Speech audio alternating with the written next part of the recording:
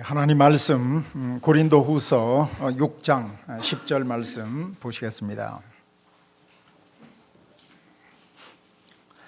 고린도후서 6장 10절.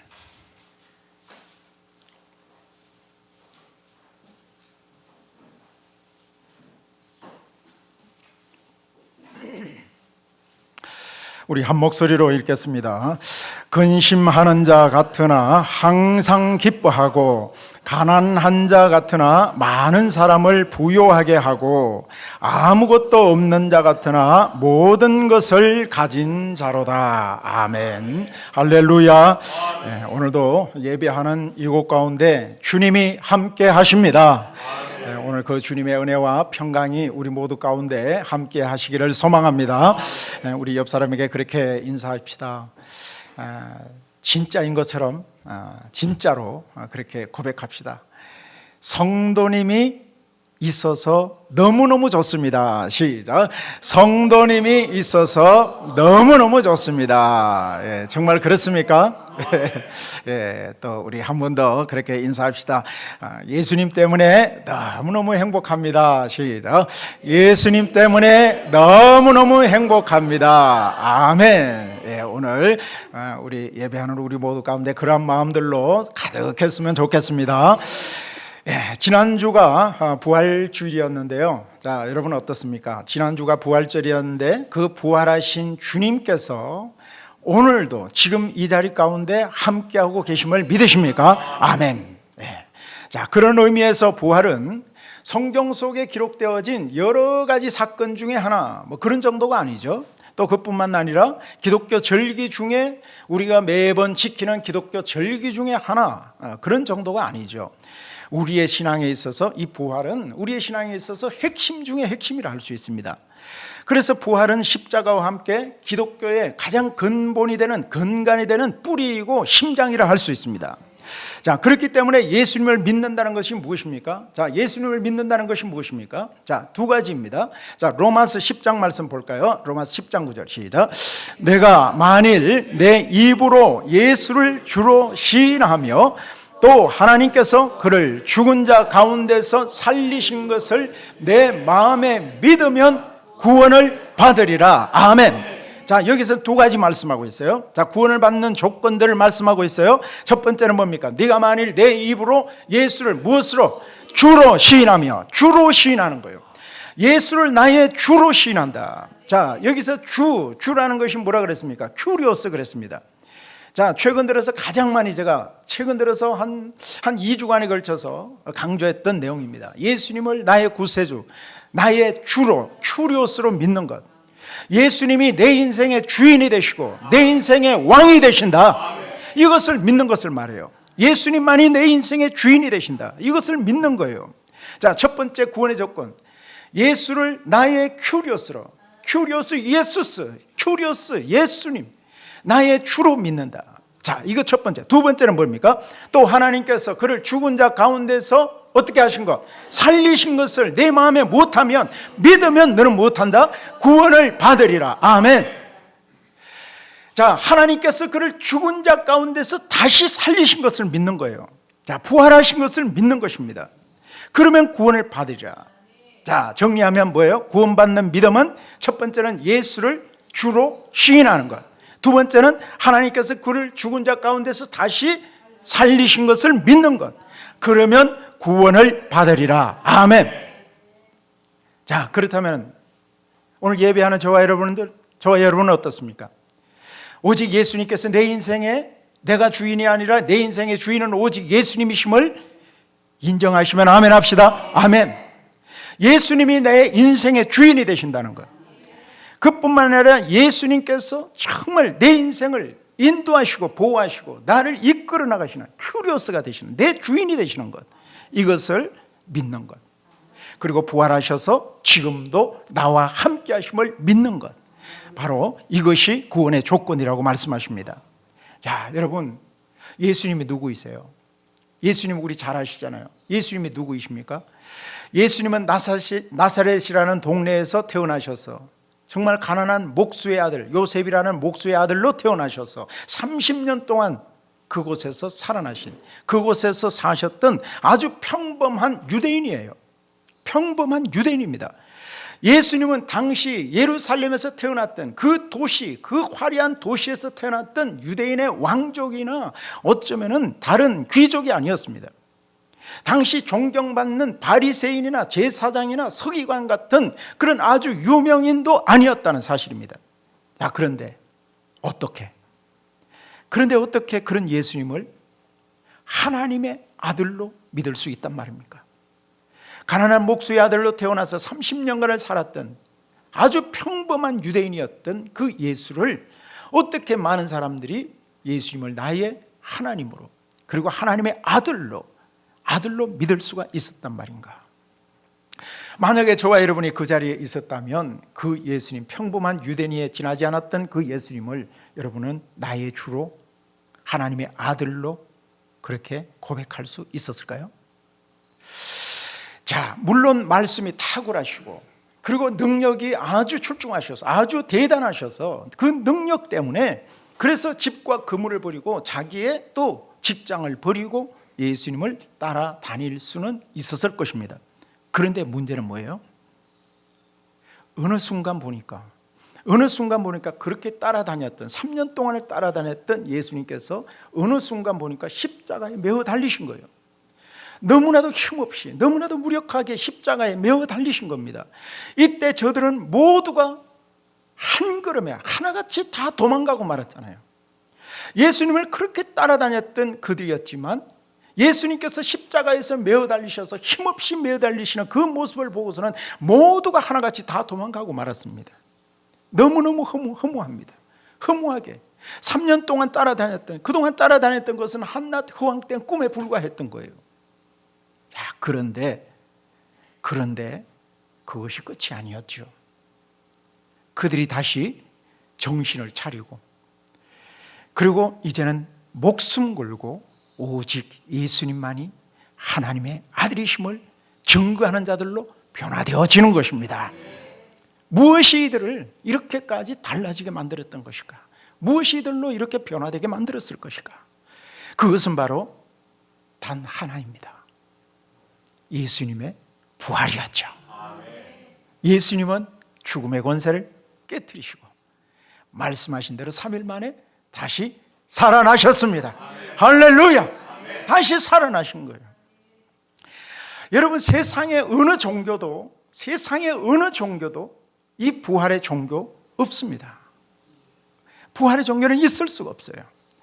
부활은 이 세상 어디에서도, 이 세상에서 일어난 사건 중에서도 가장 충격적인 사건이라 할 수 있습니다. 부활은 사람의 생명을 창조하신 하나님만이 하실 수 있음을 여러분 동의하십니까? 여러분 믿으십니까? 아멘. 예수님께서 부활하셨다는 것은 하나님께서 예수님을 무엇으로? 하나님의 아들로 인정하셨다는 뜻입니다. 그래서 예수님이 하나님의 아들이시라면, 그렇다면 예수님의 피는 역시 하나님의 피 맞습니까? 아멘. 예수님의 피는 하나님의 피입니다. 성경은 예수님의 피가 또한 하나님의 피라고도 말씀하고 있습니다. 사도행전 20장 28절 시작.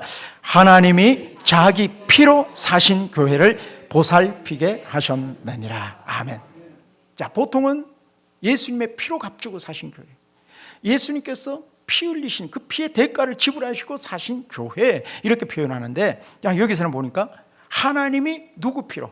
자기 피로, 하나님의 피로 사신 교회 그랬습니다. 그래서 예수님의 피는 곧 하나님의 피예요. 예수님의 피는 하나님의 피. 그래서 하나님의 피는 2000년 전에 우리를 위하여 십자가에 피 흘려 돌아가셨지만, 예수님께서 2000년 전에 십자가에서 흘린 피이시지만 2000년이 지난 지금도, 2000년이 지난 지금도 시간과 공간을 초월하여 여전히 우리의 모든 죄를 사하실 수 있는 능력의 피인 줄 믿습니다. 그 보혈의 능력, 그것이 바로 우리 죄를 씻기시는 능력, 그 보혈의 능력이 오늘도 우리 가운데 함께하고 있습니다. 자, 그래서 부활은 우리의 신앙에 있어서 가장 기본이 되고 가장 근본이 되는 그런 가장 핵심이 되는 것입니다. 그래서 모든 상황들을 우리가 부활이라는 이 프리즘을 가지고, 부활이라는 안경을 가지고 보지 않으면 안 됩니다. 모든 사건, 성경의 모든 것도 부활이라는 이 프리즘을 가지고 모든 성경의 사건들을 바라보아야 하는 것이죠.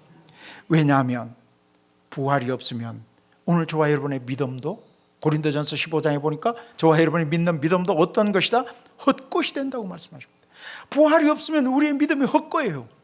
부활이 없으면 어때요? 우리의 죄 문제는 여전히 해결받지 못한 채 여전히 죄 가운데서 머물 수밖에 없는 그런 존재라는 것입니다. 그래서 우리는 이 부활이라는 주제를 부활절에만 다루어서는 안 된다는 거예요. 날마다 이 부활의 생명, 부활의 능력, 부활의 승리가 되신 예수님을 묵상하고 그 부활의 능력을 힘입고 우리는 일어나야 될 줄 믿습니다. 그래서 부활이라는 주제는 날마다 묵상하고 날마다 우리의 삶 속에 적용해야 될 주제가 되는 것이죠. 자, 그렇다면 2000년 전에 있었던 그 부활의 사건이 그럼 오늘 저와 여러분에게는 무슨 상관이 있는 것이죠? 그 부활의 능력, 그 부활의 사건이 우리와는 무슨 상관이 있는 것인가? 자, 우리는 부활에 대해서 어느 정도는 잘 알고 있습니다. 그러나 부활을 우리가 어떻게 생각하는가, 부활을 어떻게 믿는가, 이거는 엄청난 차이가 있죠. 2000년 전에 있었던 하나의 역사적인 팩트, 역사적인 사실로만 알아서 안 된다는 것이죠. 그 부활하신 주님, 그 부활하신 주님이 오늘도 예배하는 이곳 가운데 함께하고 계시고, 오늘 부활 예배하는 우리 모두의 심령 가운데 함께 우리의 마음의 지성 속에 좌정하고 계심을 여러분 믿으시면 아멘 합시다. 아멘. 이거는 엄청난 차이예요. 역사적 사실로만 믿는 것과 그 부활하신 주님이 오늘도 나와 함께 하시고 나와 동행하시고 나를 인도하시고 보호하시고 나를 최선의 길로 이끌고 계시는, 합력하여 선을 이루시는 하나님이심을 믿는 것과는 엄연한 차이가 있다는 것입니다. 많은 그리스도인들이 이 부활하셔서 지금도 나와 함께하고 계신 주님을 깊이 있게 생각하지 않는 경향이 있습니다. 그래서 신앙생활이 어때요? 차지도 덥지도 않은 뜨뜻미지근한 그런 신앙이 될 수밖에 없는 것이죠. 자, 그런 사람은 구원의 확신이 없어요. 오늘 여러분은 어떻습니까? 이 구원의 확신, 이것만큼은 우리 분명히 붙잡아야 합니다. 고린도후서 말씀 볼까요? 13장 5절 시작. 너희는 믿음 안에 있는가? 너희 자신을 시험하고 너희 자신을 확정하라. 예수 그리스도께서 너희 안에 계신 줄을 너희가 스스로 알지 못하느냐? 그렇지 않으면 너희는 버림받은 자니라. 아멘. 이 말씀 그대로예요. 너희가 믿음 안에 있는가? 즉 예수 그리스도께서 부활하셔서 지금도 나와 함께하고 계심을 믿는가? 그런 믿음이 있는가? 우리 자신을 뭐하라? 시험하고 또 확정하라. 시험하고 확정하라. 여러분, 기독교 역사를, 교회사를 보면은 언제 가장 많은 타락이 이루어졌는지 여러분 아십니까? 타락이 가장 심했던 시기가 언제인지 여러분 아십니까? 그것은 기독교의 암흑기라 할 수 있는 중세시대예요. 중세시대입니다. 자, 초대교회 그리고 중세시대 때 이때 가장 많은 타락이 이루어지는데, 자, 여러분 의외로 초대교회 때는 어떤지 아십니까? 초대교회 때는 로마 황제의 엄청난 핍박이 있었잖아요. 자, 예수 믿는다는 사실 이 하나만으로, 예수 믿는다는 것 때문에 수많은 사람들이 사자의 밥이 되어지고 옥중에 갇히고 옥에 갇히고, 그리고 수많은 사람들이 그렇게 죽어갔잖아요. 그런데 이때 초대교회는 어때요? 성경의 사도행전의 말씀에 의하면 베드로의 설교를 듣고 사도들의 설교를 듣고 3,000명 5,000명이 주께 회개하고 주께로 돌아오는 역사가 일어났던 것입니다. 그때는 3,000명 5,000명이 주께로 돌아왔어요. 자, 그런데 그러다가 AD 313년이 되죠. 로마의 황제 콘스탄티노플 황제가 기독교를 국교로 인정해버립니다. 국교로 공인하게 되죠. 그 콘스탄틴 황제를 통해서 AD 313년에 일어난 일이 아닙니까? 자, 그 뒤로 313년부터 시작해서 쭉 기독교가 국교로 공인된 이후로 시작해서 결국은 종교개혁이 언제 일어나요? 1517년입니다. 1517년 10월 31일에 종교개혁이 일어나요. 그러면 AD 313년부터 시작해서 1517년 종교개혁이 일어난 이 사이가 가장 종교의 암흑기라 할 수 있고 가장 많은 타락이 이때 이루어진 거예요. 자, 어쩌면 황제, 로마 황제가 기독교를 공인했다면 기독교가 흥왕케 되어지고 기독교의 놀라운 성장과 도약과 부흥의 역사가 일어나는 것이 당연하지 않습니까? 그런데 정반대의 역사가 일어난 거예요. 왜 그럴까요? 자, 기독교가 공인되자, 국교가 되자 어떻습니까? 너도 나도 기독교인이 되는 거예요. 너도 나도 기독교인이 됩니다. 왜 그렇습니까? 황제가 인정했으니까. 황제가 인정한 그런 교회에 가서 나도 인정받고 싶었어. 그리고 황제가 인정하는 그 교회에 가야 여러 가지 세제 혜택이나 여러 가지의 그런 유익이 있기 때문에, 삶의 유익이 있기 때문에. 그래서 너도 나도 기독교인이 됩니다. 그런데 문제는 뭡니까? 그들의 신앙의 내면이 어떤가, 그들의 신앙의 모습이 어떤가 하는 것입니다. 신앙의 결은 전혀 달라요. 이들은 부활하셔서 지금도 살아계셔서 역사하시는 주님을 믿기보다는 그냥 종교적으로 나의 삶의 유익을 위해서 그렇게 교회에 나오기 시작했기 때문에, 그래서 부패를 거듭하게 되고 결국은 1517년 10월 31일 그런 종교개혁이 일어나게 된 것이죠. 자, 초대교회 성도들이 예수님을 믿는다는 것은 무엇을 말하는 겁니까? 초대교회 성도들이 예수님을 믿는다는 것은 예수님께서 십자가에 달리셨지만 말씀대로 3일 만에 부활하셔서 지금 나와 함께하고 계심을 믿는 믿음인 것입니다. 그것이 믿음이에요. 그 초대교회 성도들. 그래서 지금도 살아계셔서 역사하시는 그 주님을 믿는 믿음인 것이죠. 그래서 그들은 내 안에 살아계신 주님을 위해서 순교의 피를 흘리는 거 마다하지 않았습니다. 사자의 밥이 되는 거 거부하지 않았습니다. 왜요? 내 안에 부활하셔서 지금도 살아계셔서 역사하시는 그 부활하신 주님이 내 안에 계시기 때문입니다. 그래서 순교의 피도 마다하지 않고 사자의 밥이 되기를 어쩌면 자처하고 예수 거부하지 않고 그 가이사 황제에 무릎 꿇지 않고 오직 살아 역사하시는 큐리오스, 나의 큐리오스 예수스에게만 머리 숙이는 그런 역사가 일어났던 것입니다. 그분이 오늘 예배하는 우리의 심령 가운데도 살아계심을 믿으십니까? 아멘. 그분이 우리와 함께 하십니다. 그들은 내 안에 계신 주님을 조금도 의심하지 않았어요. 그게 초대교회 성도들의 신앙입니다. 그렇다면 오늘 저와 여러분은 정말 그 예수님을 믿고 있는가?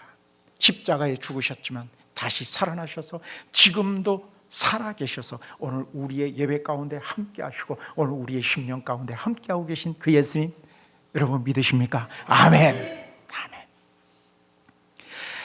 사실 예수님의 제자들을 보면 이 3년 동안 예수님을 따라다녔지만 그 예수님, 충격적인 그 예수님의 십자가의 사건을 보고 다 흩어져 버립니다. 다 도망갑니다. 그리고 예수님이 다시 살아나셨어, 부활하셨어, 그런 소식을 들었지만 여전히 그들은 마음에 불안이, 두려움이 있었습니다. 심지어 베드로는 어떻습니까? 부활의 소식 그 얘기를 들었지만 나는 뭐 잡으러 가요? 나는 물고기 잡으러 갑니다. 나는 물고기 잡으러 갑니다. 그러면서 갈릴리 바닷가로 쑥 그냥 떠나버린 거예요. 하지만 부활하신 예수님께서 베드로와 제자들에게 나타나셔서 아버지께서 약속하신 성령을 받으라 그렇게 말씀하시죠.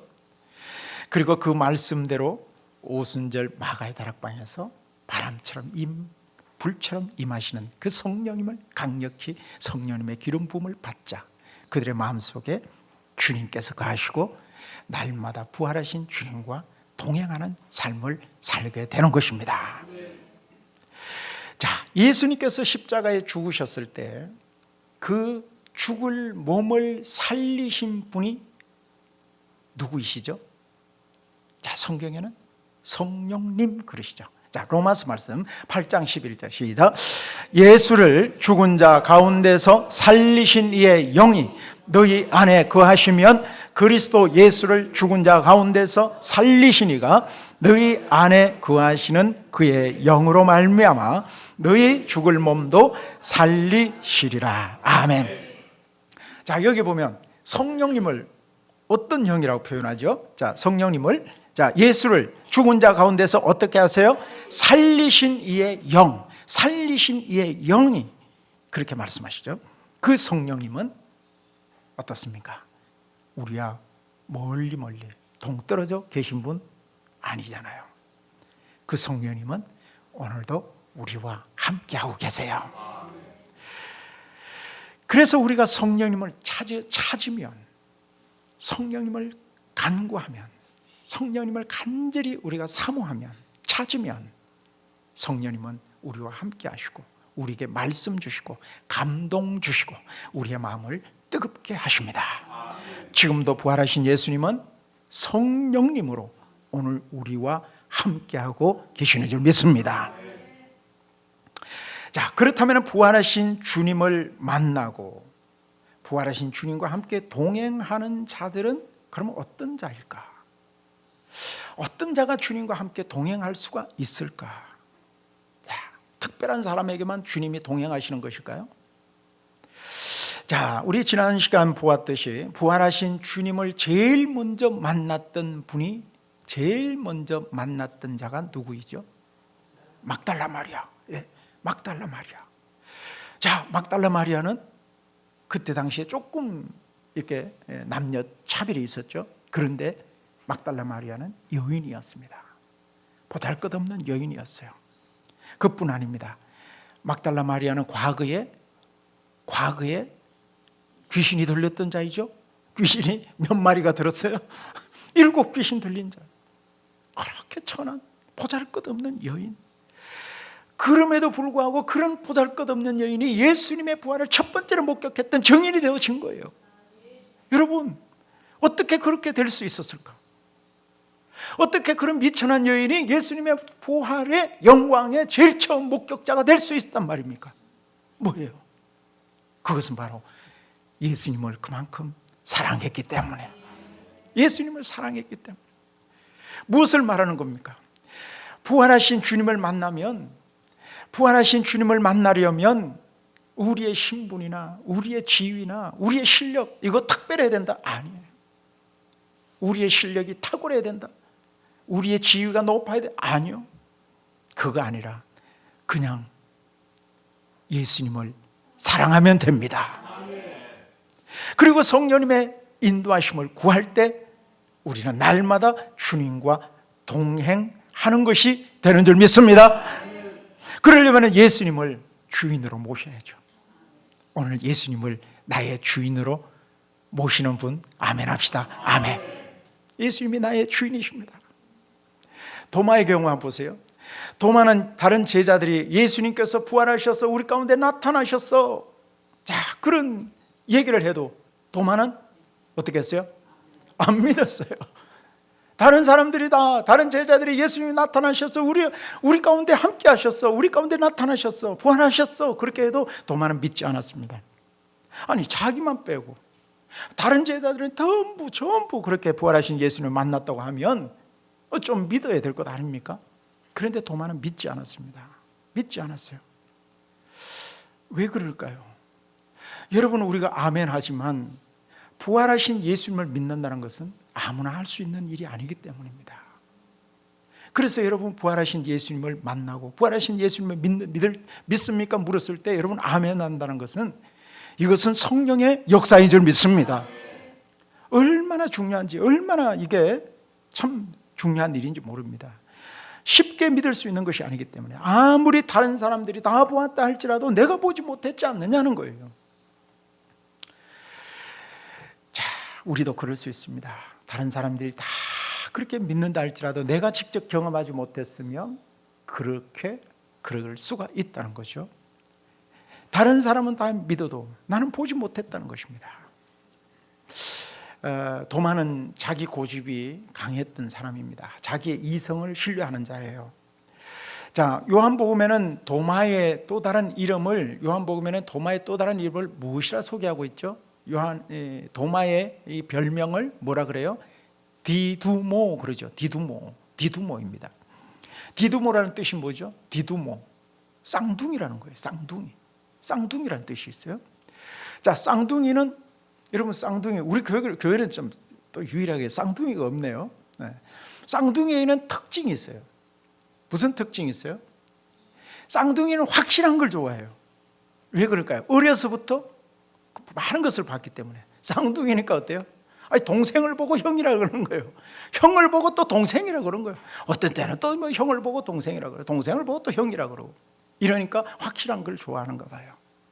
자, 그래서 디두모, 쌍둥이 이런 뜻이 있는데, 자, 요한복음 20장 말씀 볼까요? 20장 24절 시작. 12 제자 중에 하나로서 누구? 디두모라 불리는 예수께서 오셨을 때에 함께 있지 아니한지라. 자, 그 다음 절. 다른 제자들이 그에게 이르되 우리가 주를 보았노라 하니 도마가 이르되 내가 그의 손에 못자국을 보며 내 손가락을 그 못자국에 넣으며 내 손을 그 옆구리에 넣어보지 않고는 믿지 아니하겠노라 하니라. 아멘. 말씀 그대로예요. 믿지 않았습니다. 그런데 이 믿지 않았던 도마에게 며칠이 지나서 진짜 부활하신 예수님이 떡하니 나타나신 거예요. 믿지 않았던 도마에게 예수님이 나타나신 거예요. 얼마나 당황했을까? 자, 예수님은 도마에게 뭐라고 얘기합니까? 도마야, 너의 그 손가락으로 내 손가락 한번 만져봐. 내 손바닥 만져봐. 못에 찔린 그 손바닥 한번 만져봐. 그 너의 손가락으로 내 옆에 옆구리라는 창자국에 그 손가락을 한번 넣어봐. 도마야, 너 믿음 없는 자가 되지 말고 믿는 자가 되어야 돼. 믿음 없는 자가 되지 말고 믿는 자가 되어야 돼. 도마는 얼마나 당황했겠습니까? 며칠 전 제자들과 함께 나누었던 그런 자신의 이야기가, 예수님께서 나타나셔서 예수님께서 훤히 알고 계시고 똑같이 말씀하셨기 때문에 정말 소름 끼치는 얘기 아닙니까? 분명히 우리끼리 했던 얘기인데 도마는 예수님 앞에 꼬꾸라집니다. 도마는 이때 진짜로 예수님의 그 못자국 난 그 손바닥 만져보았을까요? 그 창자국에 손가락 직접 넣어보았을까요? 도마는 완전히 꼬꾸라져서 예수님께 이렇게 고백하죠. 요한복음 20장 28절 시작. 도마가 대답하여 이르되 나의 주님이시요 나의 하나님이시니이다. 아멘. 나의 주님이십니다. 이제 의심하지 않겠습니다. 나의 주님이 되시고 나의 하나님이십니다. 아멘. 도마에게는 더 이상 내 앞에 나타날 때 이 예수님이 인간 예수나 랍비 예수 아니었어요. 오직 예수님은 나의 큐리오스가 되시고 나의 하나님이 되시고 나의 구원자가 되시고 나의 왕이 되십니다. 그러면서 자신의 주인 되었던 삶, 내가 내 인생을 주인 되어서 내 인생을 마음껏 좌우했던 내가 주인 되었던 삶을 다 내려놓습니다. 그러면서 예수님을 진짜 주인으로 모시게 되죠. 전성에 의하면 도마는 오직 예수님만이 나의 주인 되심을 진정으로 고백하면서 인도에까지 가서 그 먼 인도에까지 가서 복음을 전하다가 순교의 피를 흘리며 죽어가게 되죠. 그렇게 순교자로 서게 됩니다. 우리 역시 살아계신 예수님을 만나길 원한다면 오직 예수님만이 내 인생의 주가 되심을 인정하시고 영접하시기를 바랍니다. 그럼 매일매일 매 순간이 살아계신 주님과 함께 동행하게 될 것입니다. 그렇기 때문에 우리의 신앙이 여러분 이제는 더 구체적으로 나아가야 됩니다. 이제는 부활하신 예수님께서 내 인생의 진정한 주인 되심을 고백하고 인정하고 신뢰할 뿐 아니라 날마다 그 부활하신 주님과 함께 동행하는 삶을 살아가는 것입니다. 그러기 위해서는 매 순간 어떻게 해야 돼요? 매일매일 내 자신을 죽여야 합니다. 죽이라 그러니까 내 육체 아니죠. 육체를 죽이는 것이 아니라 내가 죽여야 될 것이 무엇입니까? 나의 옛사람입니다. 나의 정과 욕심입니다. 하나님의 뜻에 저항하는 내 정과 욕심으로 가득한 똘똘 뭉친 옛사람을 우리는 날마다 죽여야 될 줄 믿습니다. 사도 바울은 고린도전서 15장 31절에 나는 날마다 뭐해요? 죽노라. 날마다 죽노라. 날마다 죽노라. 그래서 예수님이 내 인생의 주인 되기 위해서는 내 인생, 내 삶이, 내 옛사람이, 내 정과 욕심이 날마다 죽어야 되는 것이죠. 아무든지 나를 따라오려거든 자기를 부인하고 나에게 주어진 십자가, 자기 십자가 지고 나를 따를 것이라고 말씀했습니다. 이제는 여러분, 내 안에서 올라오는 나의 정과 욕심으로 내 옛사람으로 살아가는 자가 아니라 내 안에 계신 주님을 바라보고 나와 함께 동행하시는 그 주님의 인도하심만을 따르는 우리 모두가 되었으면 좋겠습니다. 자, 그러면 나는 죽고 내 안에 계신 예수로 살아가는 인생, 예수 생명, 예수 능력, 예수 승리로 살아가는 예수의 권세를 가지고 살아가는 자는 그럼 어떻게 될까? 예수님이 내 인생의 주인이 되어지는 그 순간 우리의 삶은 어떤 삶으로 바뀌어지게 되는 것일까? 자, 오늘 아까 읽었던 본문 말씀 고린도후서 6장 10절입니다. 오늘의 결론입니다. 우리 함께 읽어봅니다. 시작. 근심하는 자 같으나 항상 기뻐하고 가난한 자 같으나 많은 사람을 부요하게 하고 아무것도 없는 자 같으나 모든 것을 가진 자로다. 아멘. 너무 멋지지 않습니까? 예수 믿는 자, 바로 예수 믿는다는 것은 바로 이런 것을 말합니다. 근심하는 자 같으나 어떻게 해요? 근심하는 자 같으나 어때요? 항상 기뻐하는 자예요. 항상 기뻐하는 자. 우리 그런 분 있잖아요. 분명히 저 사람 근심하고 얼굴이 이렇게 막 이렇게 참 수심이 가득한 얼굴이 되어야 되는데 기뻐하는 거예요. 의외로 그렇게 힘든 가정들 침방해 보면 제가 은혜가 되고 제가 오히려 더 위로를 받는 경우가 있어요. 근심하는 자 같으나 항상 기뻐하고. 왜 그렇습니까? 우리 안에 부활하신 주님이 함께하고 계시기 때문에. 그뿐입니까? 가난한 자 같으나 어때요? 많은 사람을 부유하게 하는 자. 오늘 그런 분들이 여기 계셔요. 여러분들이에요. 가난하고 분명히 가난한 것 같아요. 그런데 자꾸 다른 사람을 부욕해 하는 거예요. 자기는 보니까 힘든 것 같은데 보니까 어느 순간 보니까 오히려 나를 부욕해 하고 다른 사람들을 부욕해 하는 거예요. 왜 그럴까요? 우리 고린도후서 8장 9절 시작. 우리 주 예수 그리스도의 은혜를 너희가 알거니와 신으로서 너희를 위하여 가난하게 되시면 그의 가난함으로 말미암아 너희를 부유하게 하려 하심이라. 아멘. 우리를 위하여 가난하게 되셨어요. 그렇게 예수님께서 우리를 위하여 가난하게 되시면 그 가난으로 말미암아 누구를?